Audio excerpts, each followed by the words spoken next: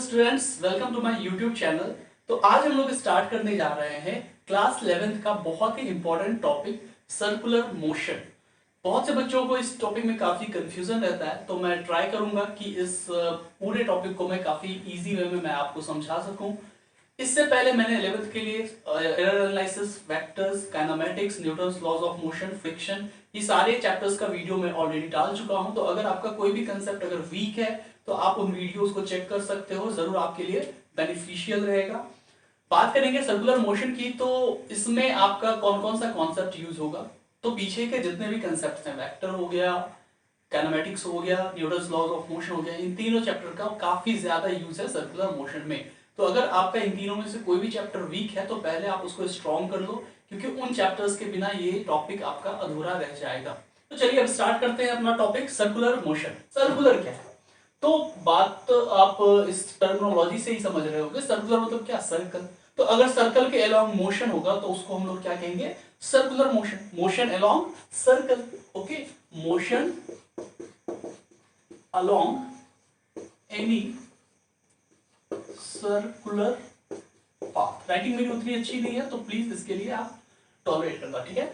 Motion along any circular path, alright, that is circular motion. But यहां से एक पंगा क्या आता है, एक और टर्मिनोलॉजी यूज किया जाता है सर्कुलर पाथ मोशन के लिए। वो टर्मिनोलॉजी है rotational motion. Okay, rotational motion.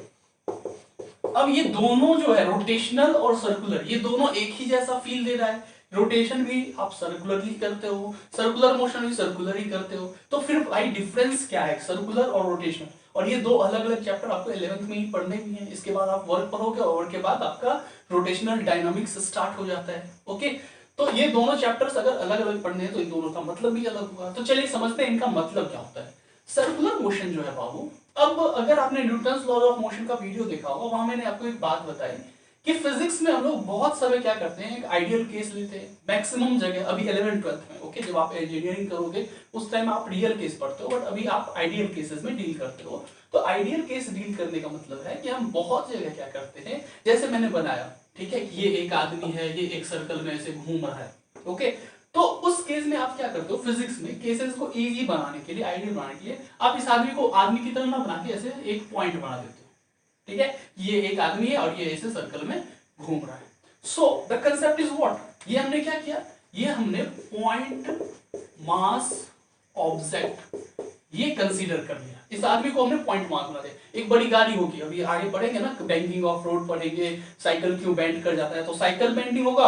और वहां तुम जब फ्री बड़ी डायग्राम बनाओगे तो साइकिल को एक पॉइंट की तरह बना के और उसके एमजी वगैरह फोर्सेस लगाओगे। तो पॉइंट मास ऑब्जेक्ट ये एक फिजिक्स में कंसेप्ट होता है। ये कंसेप्ट क्या होता है कि हम किसी भी बॉडी को एक पॉइंट मास के ऊपर ट्रीट करते हैं और फिर उसका स्टडी करते हैं। तो सर्कुलर मोशन वही है। जब आप किसी बॉडी को एक पॉइंट मास की तरह ट्रीट करते हो और फिर उसके फोर्सेस का स्टडी करते हो, तो वो आपका किसमें आ जाता है, सर्कुलर मोशन में। तो यहां से क्या हो जाएगा, motion along any circular path. ये पॉइंट तो सही है, लेकिन किसका मोशन? तो motion of any point mass object, किसी पॉइंट मास ऑब्जेक्ट का मोशन अलोंग सर्कुलर पाथ, उसे हम क्या कहते हैं, सर्कुलर मोशन। वही रोटेशनल मोशन क्या होता है, तो जब आप बॉडी के अलग अलग पार्ट्स को मतलब बॉडी को एक आप मास की तरह, अलग अलग मास की तरह वो करते हो। जैसे ये एक ऐसे बॉडी हो गया, ठीक है, तो आप इसको एक अलग m1 मास मान रहे हो, इसको अलग m2 मास मान रहे हो, तो ये आ जाता है रोटेशनल में। मतलब एक सिस्टम ऑफ पार्टिकल जब सर्कुलर मोशन करती, कौन? System of particle, system of particle. जैसे बॉडी ही आपका है, ये बहुत सारे पार्टिकल से मिलकर बना हुआ है। तो जब हम अलग अलग पार्टिकल लेवल पे स्टडी करते हैं तो वो रोटेशनल में चला जाता है, rotational motion. Okay, but circular motion क्या है, जब हम उसे पॉइंट मास की तरह ट्रीट करते हैं। So this is what circular motion. तो क्लियर हो गया आपका सर्कुलर मोशन क्या होता है। Circular motion is motion of any point mass object along any circular path. Clear है? अब यहां से हम लोग समझेंगे इसके कुछ टर्मिनोलॉजीज। ओके, देखो दो तरीके से पढ़ा जाता है सर्कुलर मोशन, एक काइनेमेटिक्स में भी पढ़ते हैं, उसके बाद डायनामिक्स में भी पढ़ते हैं। काइनेमेटिक्स आपको पता है, जहां आप प्रोजेक्टाइल मोशन पढ़ रहे थे, मोशन अलोंग स्ट्रेट लाइन पढ़ रहे थे, वहां हम लोग क्या कर रहे थे, what is kinematics? Kinematics is study of motion of object without taking factors. किसका फैक्टर? मोशन का फैक्टर। मोशन का फैक्टर कौन होता है? कोई ऑब्जेक्ट मोशन में रहता है या वो रुकता है, क्यों रुकता है? फोर्स की वजह से। आप किसी को धक्का देते हो तो वो चलता है, आप किसी को रोकते हो फोर्स लगा के तब तो वो रुकता है, हाँ, अगर नहीं रोको तो वो चलता चला जाएगा, समझ गए। तो काइनेमेटिक्स में हमें यही स्टडी करना पड़ता है। सिर्फ आप क्या किस चीज में डील करते थे, एस यू भी एक्सेलरेशन टाइम इन सब में डील करते थे, वो काइनेमेटिक्स में होता था। वहीं जैसे आप न्यूटन्स लॉज ऑफ मोशन में आ जाते हो वो क्या बन जाता है, डायनेमिक्स बन जाता है, जहां पे आप study of motion taking factors in account, motion का ही स्टडी कर रहे हो बट आप फैक्टर भी देख रहे हो, फैक्टर का स्टडी कर रहे हो, ओके। मतलब आप मोशन जो हो रहा है वो क्यों हो रहा है, तो फोर्स की वजह से हो रहा है। अब आप फोर्स के बारे में भी पढ़ते हो कि इतना न्यूटन फोर्स लगा, तो ये आ जाता है डायनामिक्स वाले पार्ट में। सर्कुलर मोशन के साथ भी यही है। पहले अभी हम लोग काइनेमेटिक्स वाली पार्ट अगर बात करें कि काइनेमेटिक्स में क्या क्या पढ़ना होता है, सर्कुलर मोशन की काइनेमेटिक्स वाले पार्ट में क्या क्या पढ़ना होता है, तो वो आपका आ जाएगा angular acceleration, angular displacement, angular velocity, centripetal force, ये सब। सेंट्रीपिटल फोर्स नहीं, सेंट्रीपिटल एक्सेलरेशन। अब जैसे ही फोर्स की बात होगी, अभी आगे जब हम पढ़ेंगे बेंडिंग ऑफ साइक्लिस्ट, उसके बाद वर्टिकल सर्कुलर मोशन, तो वहां जैसे ही फोर्सेस की बात आएगी तो जहां फोर्स आया वहां डायनेमिक्स, जहां फोर्स नहीं है वो काइनेमेटिक्स। बहुत इजीली समझो, जहां जिस क्वेश्चन में आपने फोर्स इक्वल्स टू समथिंग लिखा या फोर्स निकालना है वो हो गया डायनामिक्स का पार्ट। जहां फोर्स नहीं है, जहां डेटा में फोर्स नहीं है, वो हो गया किसका क्वेश्चन, काइनेमेटिक्स का क्वेश्चन। तो अब हम लोग टर्मिनोलॉजी की बात करेंगे। एंगुलर डिस्प्लेसमेंट क्या होता है, ये भी आपको वर्ड से ही क्लियर है, डिस्प्लेसमेंट वगैरह से तो आप पहले ही मिल चुके हो, हाँ। एंगुलर मतलब एंगल, समझना होगा। ये कोई ऑब्जेक्ट, ओके, ये किसी सर्कुलर पाथ पे ऐसे ऐसे घूम रहा है। अच्छा, अगर सर्कुलर पाथ पे घूम रहा है तो इस सर्कल का एक सेंटर भी होगा, तो मान लो ये अपना सेंटर हो गया, सेंटर हो गया। तो यहां से एक ये डिस्टेंस जो होगा इसको हम लोग रेडियस बोलते हैं, रेडियस आर बोलते हैं, तो ये अपना आर रेडियस हो गया, ठीक। अब ये ऑब्जेक्ट क्या कर रहा है, सर्कुलर मोशन कर रहा है। तो वाजिब सी बात है कि कुछ टाइम के बाद ये ऑब्जेक्ट अगर इधर की ओर मोशन कर रहा है तो कुछ टाइम के बाद वो कहां पहुंच गया होगा, यहां पहुंच गया होगा, ठीक है। तो ये ऐसे करके पहुंच गया, अच्छा ये भी तो आ रही है, ठीक है, तो ये यहां तक पहुंच गया।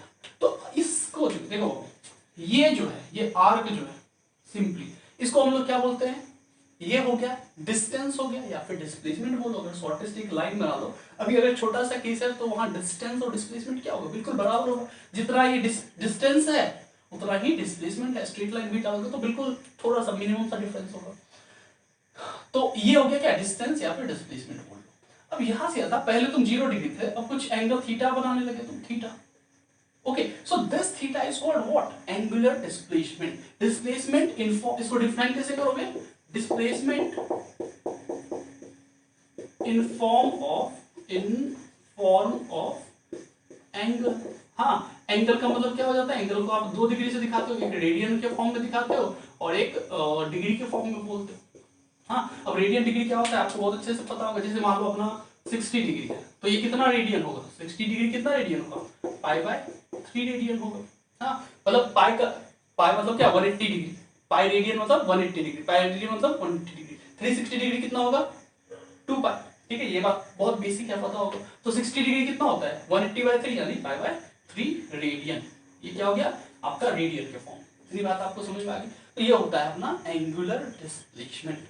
अब इसका फॉर्मूला क्या होता है, तो फॉर्मूला बहुत इजी है। देखो, एक आपने सर्कल अगर अभी पढ़ा होगा मैथ्स में, 10th में भी मैथ्स में रहता है सर्कल में, कि ये जो थीटा है, this theta is equals to how much, theta equals to arc upon radius. बहुत ही फेमस फॉर्मूला है, बहुत ही इजी फॉर्मूला है, ठीक है।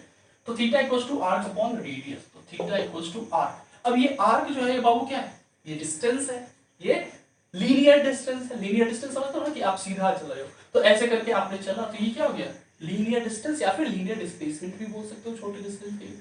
तो थीटा इज, इसको मैं एस से डिनोट कर दूं, तो theta is equals to S by R. अभी देखना रिलेशंस जो है ना ये एंगुलर और लीनियर के बहुत ही सीधे आएंगे, सबका एक ही जैसा आएगा।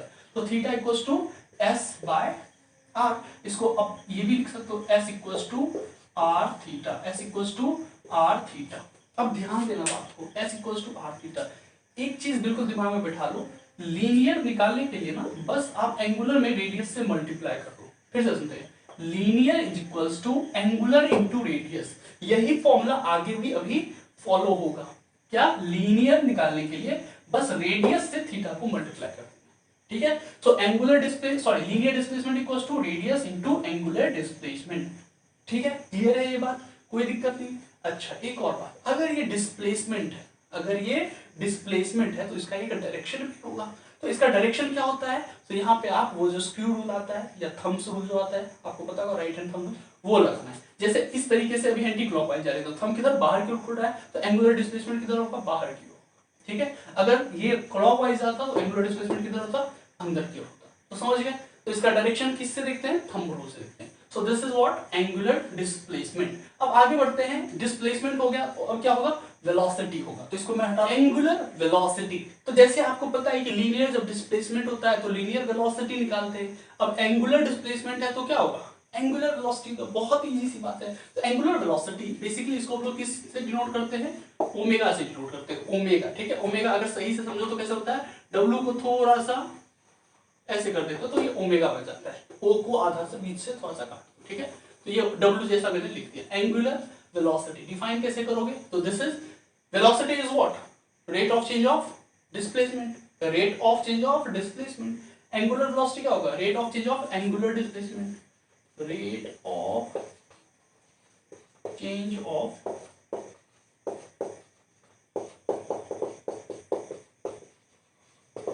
Angular displacement. ठीक है, तो ओमेगा विल इक्वल्स टू, अब देखो एंगुलर डिस्प्लेसमेंट को हम लोगों ने किस चीज से लिखा था, थीटा से लिखा था।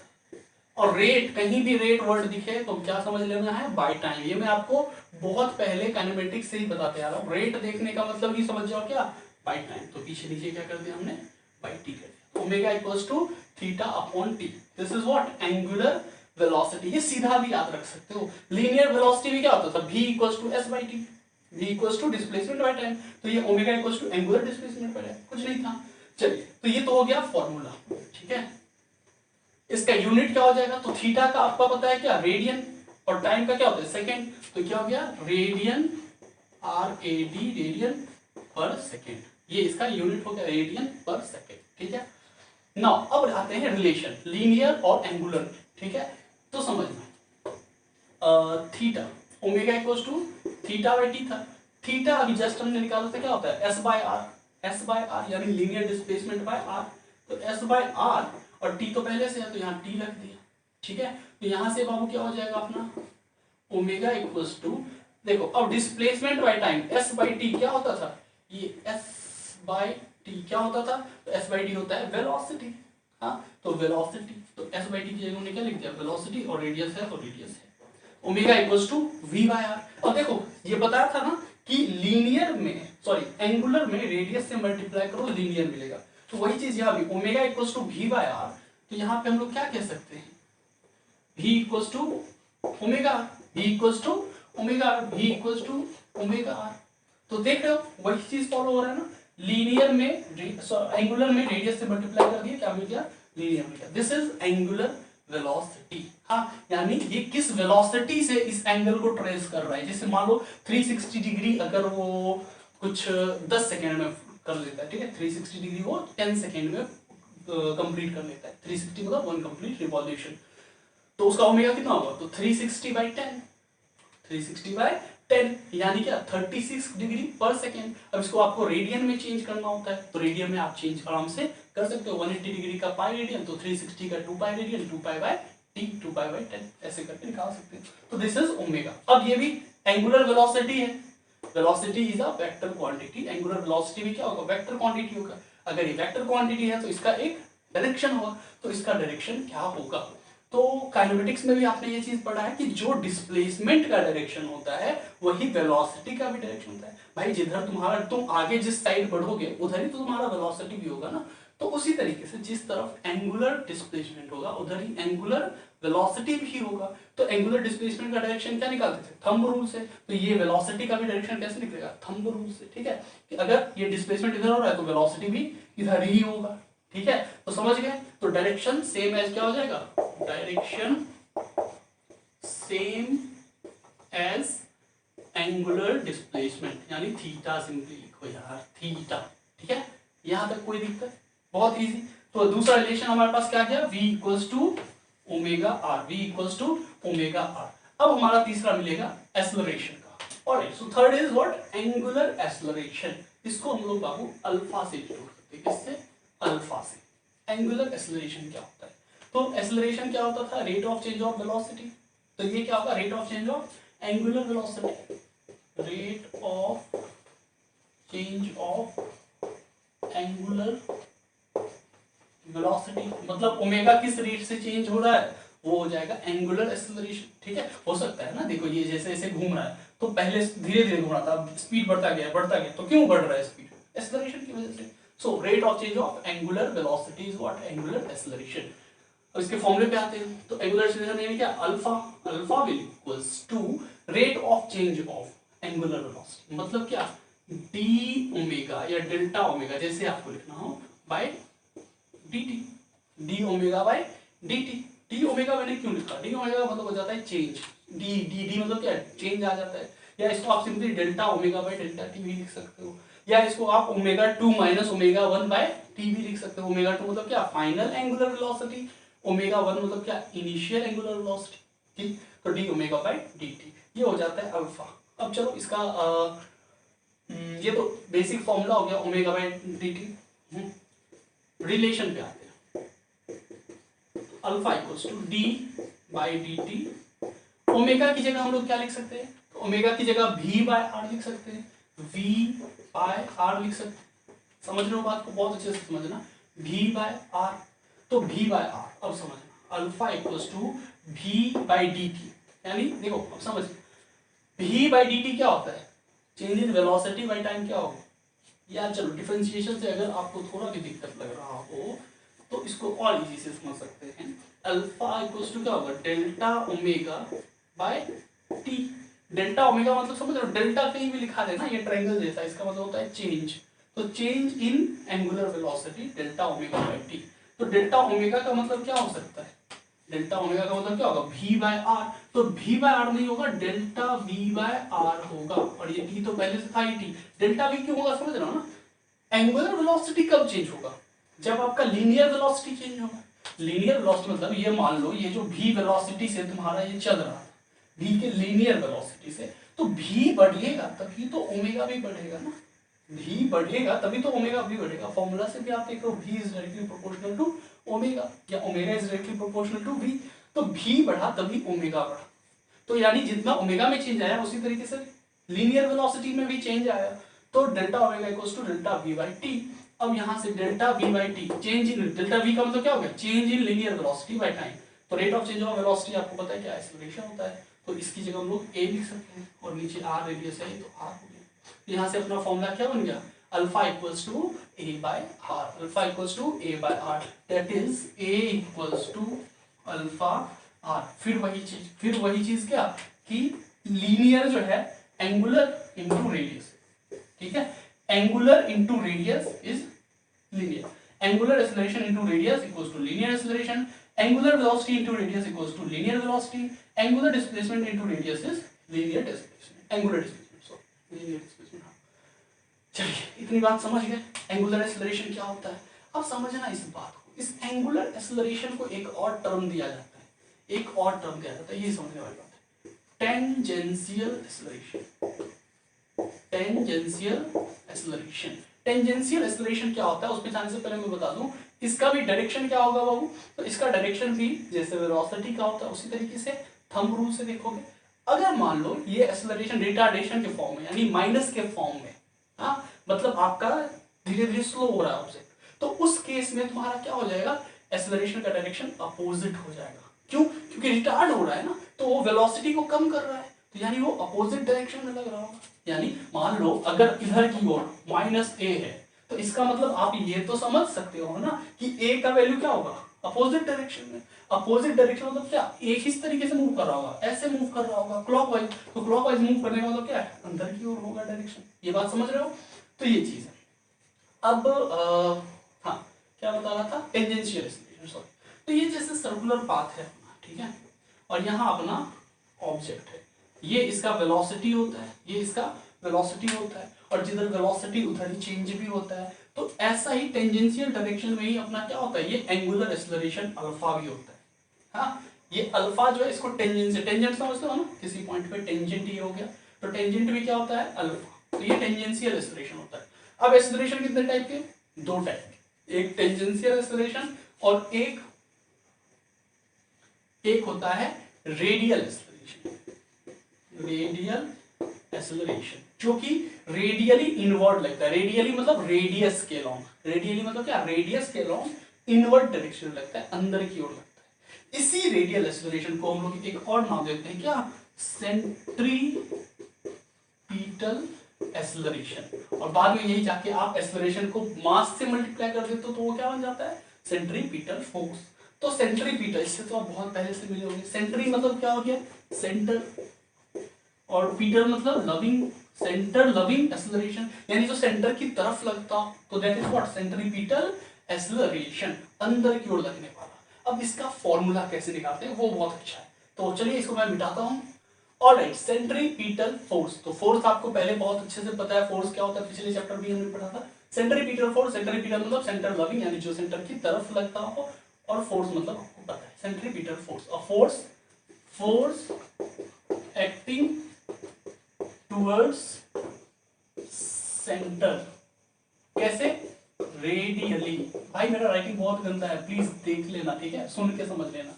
फोर्स एक्टिंग टूवर्ड्स सेंटर, कैसे, रेडियली लगता होगा। अब सेंटर की तरफ कैसे भी लग सकता है, अलग अलग तरीके से भी, मैं इसको घुमा के लगा दूं, ठीक है, ऐसे पटकूंगा, जैसे बॉल लगता है ना, गुड लेंथ पे ऐसे पटका और वो चला गया सेंटर तक, हाँ, लेकिन वैसा कुछ नहीं है, रेडियली लगेगा, रेडियस के लॉन्ग लगेगा, ठीक है। समझते हैं कैसे। ये मान लो अपना सर्कुलर पाथ हो गया, ठीक है, ये सेंटर हो गया। एक ऑब्जेक्ट जैसे मान लो यहाँ पे है, ऑब्जेक्ट पे एक टेंजेंशियल फोर्स ऐसे लग ही रहा होता है। टेंजेंशियल अगर एक्सेलरेशन है तो टेंजेंशियल फोर्स भी होगा। अगर आपसे कोई पूछे टेंजेंशियल फोर्स भाई कितना होगा, Ft, तो आप क्या कहोगे, तो फोर्स जो होता है mass into acceleration. Acceleration angular कितना होता है, सॉरी टेंजेंशियल एक्सेलरेशन कितना होता है, तो एंगुलर एक्सेलरेशन के बराबर जो भी जस्ट हमने निकाला, m अल्फा मैंने लिख दिया, और अल्फा का वैल्यू तुमने क्या लिख दिया, तो alpha is equals to a by R, तो यहाँ से m a बाय आर कर दिया। ये क्या हो गया, टेंजेंशियल फोर्स तुम्हारा हो गया, कोई दिक्कत नहीं। अच्छा, ये टेंजेंशियल, ये तो ऐसे भागता चला जाता ना, तो इस चीज को फिर क्या किया गया, सर्कुलर बनाने के लिए एक अंदर की ओर रेडियस के अराउंड एक फोर्स लगता है, ठीक है, और इसी को हम लोग क्या कहते हैं, सेंट्रीपिटल फोर्स, सेंट्रीपिटल फोर्स, ठीक है, कोई दिक्कत ना।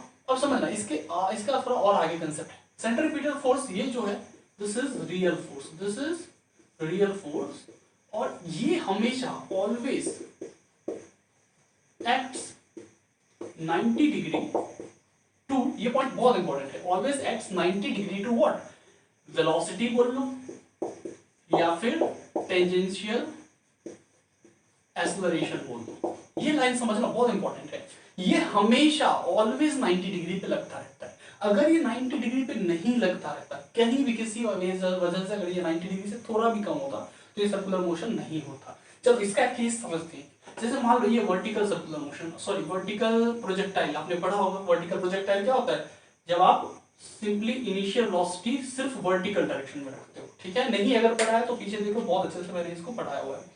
तो ये कुछ इस तरीके से पाथ बनाता है, हाँ थोड़ा सा ये ज्यादा ये हो गया, बट समझ लेना ये पैराबोलिक टाइप से रहता है, ये सर्कुलर नहीं होता। क्या ये आगे बढ़ के ऐसे सर्कल कंप्लीट कर पाएगा, क्या नहीं कर पाएगा, तुम्हें पता है ये सीधा, अगर तुम और भी नीचे कर दो जमीन को फिर भी ये सीधा ही ऐसे गिरेगा।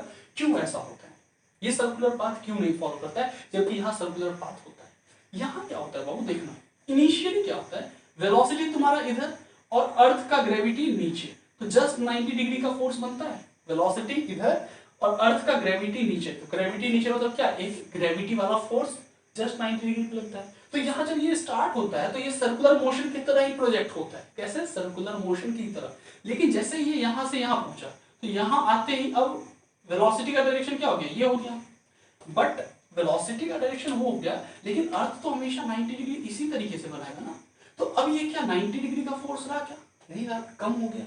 कम जैसे ही हुआ तो वो सर्कुलर मोशन ब्रेक हो जाएगा। यहां जैसे ही पहुंचा तो वेलोसिटी का डायरेक्शन ये और ग्रेविटी ये और फोर्स कम हो गया, मतलब थीटा और कम हो गया, एंगल और कम हो गया, तो ये सर्कुलर पाथ कभी भी पूरा नहीं कर पाएगा। वही सर्कुलर मोशन में क्या होता है कि यहां भी गए, यहाँ पे वेलोसिटी का डायरेक्शन ये 90 डिग्री, यहाँ पे ये फिर ये 90 डिग्री, ये ऐसे फिर 90 डिग्री, मतलब टेंजेंशियल और सेंट्रीपिटल इन दोनों के बीच में हमेशा 90 डिग्री बनता रहता है। तो दैट्स व्हाई ये कैसा मोशन कर पाता है, सर्कुलर मोशन कर पाता है। इस चीज को समझ के कोई दिक्कत नहीं। अब हम लोग चलेंगे इसके फॉर्मूला प्रूफ पे। ये फॉर्मूला प्रूफ जेई वालों के लिए तो उतना इंपॉर्टेंट नहीं है, नीट वालों के लिए भी है, बट अगर कोई बोर्ड का देख रहा है तो उनके लिए जरूरी हो सकता है। चलिए समझना बात को।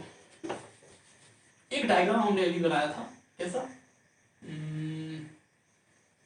ये इस तरीके से था। ये हो गया आपका रेडियस, ये हो गया आपका रेडियस, ये हो गया थीटा, और ये क्या हो जाता था, एस। पहला डायग्राम याद आ रहा है, theta equals to S by R हो रहा था, theta equals to S by R हो रहा था। अब समझना यहाँ से बहुत बहुत छोटा सा कंसेप्ट है। इस समय वेलोसिटी का डायरेक्शन क्या है, इस तरीके से है, हाँ टेंजेंशियली ऐसे भागेगा, समझ रहे हो ना। अच्छा, जब ये थीटा एंगल यहाँ आ गया तो अब इसका वेलोसिटी का डायरेक्शन क्या होगा, इस तरीके से होगा, और ये इससे था। तो वेलोसिटी का मैग्नीट्यूड जो है बाबू वो क्या रहा, सेम रहा। अगर हम यूनिफॉर्म मान के चल रहे हैं, अगर हम लोग यूनिफॉर्म मान के चल रहे हैं तो मैग्नीट्यूड को ऐसे लिखते हो, मॉड में लिख देते हो, तो मैग्नीट्यूड तो सेम रहा। हाँ, ये भी 5 मीटर पर सेकंड, यहाँ भी 5 मीटर पर सेकंड, यहाँ भी 5 मीटर पर सेकंड, यहाँ भी 5 मीटर, बट डायरेक्शन तो चेंज हो गया ना। अभी इस डायरेक्शन में था, इस डायरेक्शन था। तो अगर आप वेक्टर को स्टडी किए हो तो आपको बहुत अच्छे से पता है कि अगर डायरेक्शन चेंज हो गया तो वेक्टर भी चेंज हो जाएगा। ठीक है, तो यहाँ पे वेक्टर क्या हो गया, चेंज हो गया। ध्यान से, यहाँ वेक्टर क्या हो गया, चेंज हो गया। अब ये चेंज कितना आया, चेंज इन वेलोसिटी आप निकाल सकते हो, कैसे निकालोगे, ये हो गया आपका, पहले भी ऐसे था, फाइनली भी ऐसे हो गया। तो आप शिफ्टिंग ऑफ वेक्टर जानते हो कि शिफ्ट कर सकते हैं, तो मैं इसको शिफ्ट करके यहाँ पे इस तरीके से ले आ सकता हूँ। अब ये वेलोसिटी इधर की ओर हो गया। अब ये दोनों सेम है मैग्नीट्यूड में। तो अब बाबू चेंज कितने का आया, तो चेंज तो यही बस ये डायरेक्शन का आया ना, इतने का। तो इसको मैं डेल्टा वी लिख सकता हूँ, डेल्टा वी। और ये लाइन, ये दोनों लाइन कितना है, वी और वी है, समझ रहे हो। ये डेल्टा वी हो गया, चेंज इन वेलोसिटी, इतने डायरेक्शन का ही चेंज आया तो डेल्टा वी लिख दिया। बाकी ये वी और वी दोनों का मैग्नीट्यूड बराबर है। अच्छा, अब ये एंगल कितना हो जाएगा, ये एंगल हो जाएगा वो थीटा। कितना हो जाएगा, थीटा। ध्यान से समझना, ये कुछ इस तरीके से था इनिशियली, वेलोसिटी इधर और ये सेंटर।